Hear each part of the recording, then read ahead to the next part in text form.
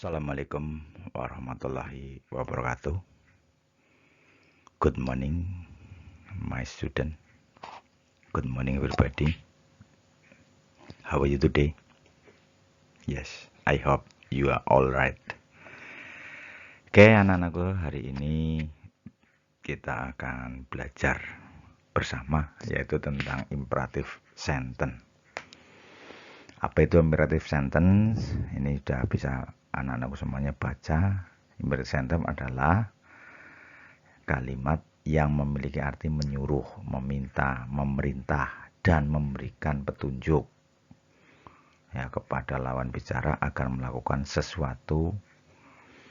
Imperative sentence sendiri dapat dikategorikan menjadi 3 tipe, yaitu command, perintah, request, permintaan, dan petunjuk. Itu tentang imperative sentence. Ciri-cirinya bagaimana? Ya, ini kita harus tahu ciri-ciri imperative sentence. Yang pertama, jelas ada arti yang menyuruh seseorang untuk melakukan sesuatu, ya. Menyuruh orang, ya, to do something, mengerjakan sesuatu. Yang kedua, memakai kata kerja bentuk pertama atau verb. Ya, sebetulnya ada satu lagi, yaitu dengan menggunakan to be, yaitu be, ya kan. Yang berikutnya adalah tidak ada subjek dalam kalimat. Ya, dalam kalimat imperatif tidak ada subjeknya. Yang berikutnya adalah kalimat imperatif, khususnya yang command, itu biasanya disertai dengan tanda seru ini atau exclamation, ya. Kita lanjutkan. Nah, pola kalimat sebelum ke imperatif, ini kok pola kalimat imperatif, tapi sebelumnya dalam kalimat, pola kalimat ini yang sudah sering kita ada subjek, ada predikat, dan adjektif atau objek. Dalam bahasa, ini kita bicara bahasa Inggris, ya. Yang menjadi predikat adalah ada 2, yaitu kata kerja, ya, verbs atau to be, ya. Jadi dalam bahasa Inggris ini predikat itu terdiri atau yang bisa menjadi predikat adalah kata kerja dan to be. Ada am, is, are untuk bentuk present, was dan were untuk bentuk past tense. Jika kalimat itu ada kata kerjanya, maka disebut kalimat verbal. Tapi kalau kalimat itu tidak ada kata kerjanya, namanya kalimat nominal. Jadi dalam sebuah kalimat jarang terjadi ada kata kerja, bukan jarang, malah tidak pernah terjadi ada kata kerja dijejerkan dengan kata benda, gini, to be, ya. I am go, tidak mungkin. Maka kata go harus dirubah menjadi bentuk ing, I am going, ya. Tapi apa pas, lah artinya tidak pas itu. I read, I am reading, dan sebagainya. Itu sudah dipelajari kelas 8, kelas 7 dan kelas 8. Kesimpulannya, dalam kalimat bahasa, khususnya di sini kita belajar bahasa Inggris, yaitu harus mempunyai predikat. Jadi kalau tidak ada predikatnya, maka kalimat itu salah atau bukan kalimat. Nah, predikat sudah tahu terdiri dari kata kerja dan to be. Maka jika dalam kalimat itu kamu cari kok tidak ada to be-nya, tidak ada kata kerjanya, maka itu kalimatnya keliru atau salah. Kemudian dalam bentuk imperatif, pola kalimatnya seperti ini. Diawali dengan predikat. Nah, predikat tadi kan dari to be, kata kerja dan to be. Maka kata kerja bentuk pertama atau be bentuk pertama. Dari kata to be kan bentuk pertama be. Ya, baru diikuti adjektif, adverb, ini saya tidak tertulis tadi, atau objek. Bisa adverb, bisa adjektif, ya. Jadi seperti itu. Kita lihat berikutnya. Nah, kita dari satu persatu, tadi ada 3, kita satu persatu dulu. Kalimat perintah atau command, ya, komando lah kalau dalam bahasa kita, itu selalu diakhiri dengan tanda seru atau exclamation, ini tanda seru. Go away. Nah, go itu kata kerja, verb bentuk pertama, kata dasar, tidak ada tambahan apapun. Away adalah adverb, tadi saya katakan tadi ya. Nah, ini close the door.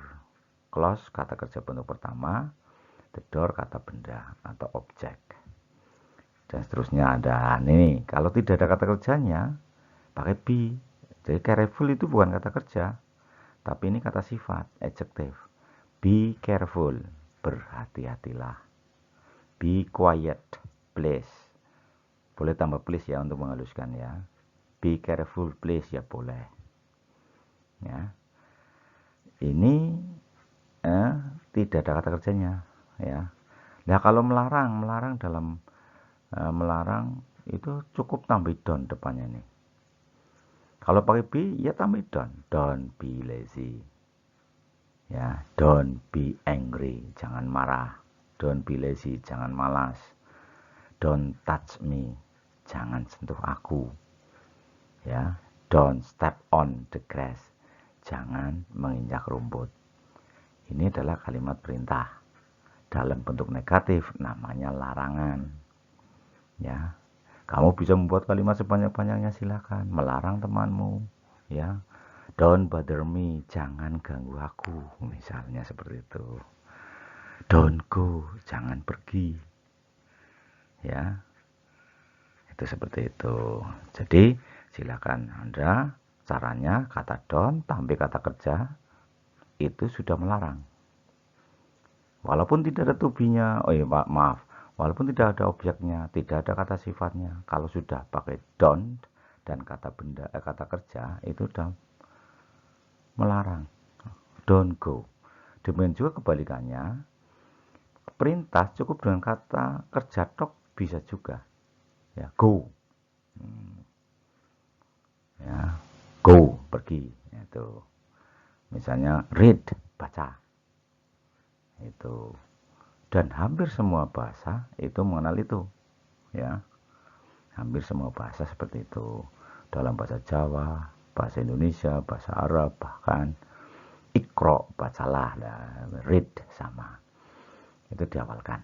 Oke, kita lanjutkan. Ini sekarang request, permintaan. Sebetulnya substansinya permintaan itu sama dengan perintah juga, cuma dengan perintah yang sopan. Would you like, ya, would you like, ini sopan.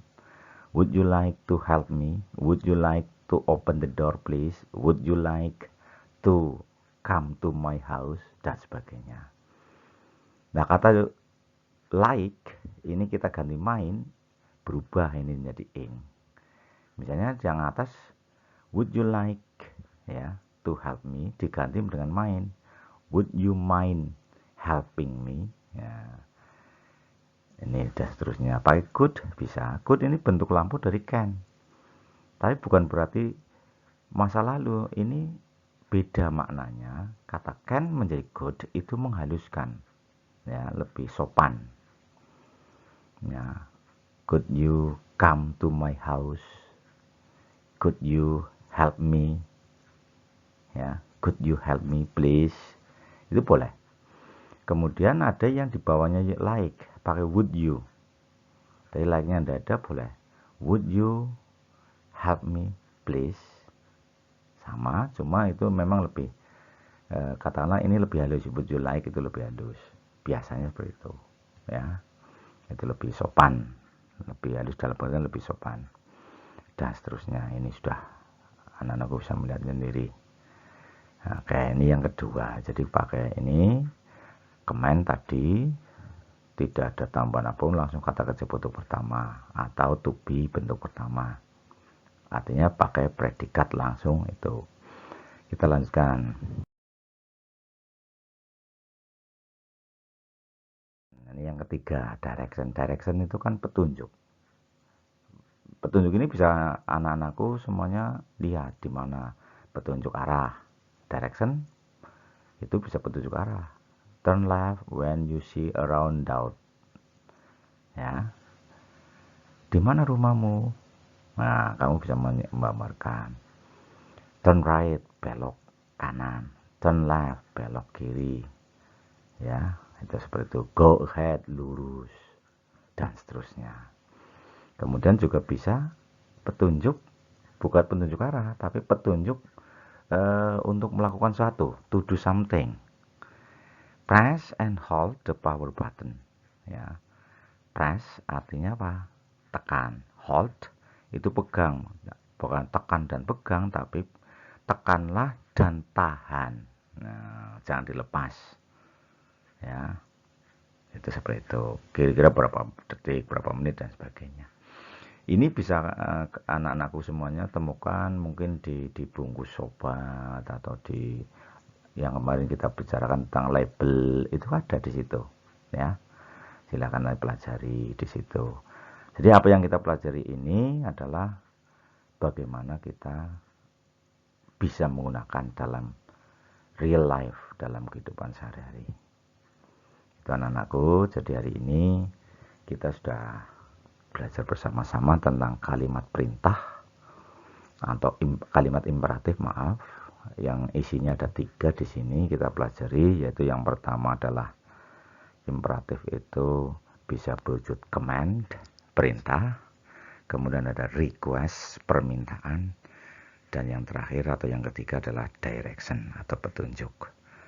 Silakan anakku mengembangkan sendiri dan nanti Bapak akan mengirimkan file untuk berlatih untuk mengerjakan dalam bentuk soal. Bisa kamu kerjakan, anak-anak kerjakan di buku catatan. Nah, nanti suatu saat Pak Guru akan meminta anak-anakku mengumpulkan buku catatannya nanti untuk nilai tugas. Jadi mungkin di sebelum tengah semester atau setelah atau sebelum akhir semester, paling tidak 2 kali nanti saya minta anak-anakku untuk mengumpulkan buku sehingga saya bisa menilai seberapa banyak, seberapa jauh anak-anakku dalam belajar di rumah dan aktivitasnya apa. Itu akan tertulis di dalam buku.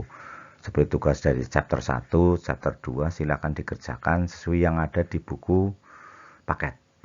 Demikian anak-anakku, time is up. Waktunya udah habis. Thank you very much for your attention. Terima kasih atas perhatiannya. And see you the next time atau see you later. Thank you.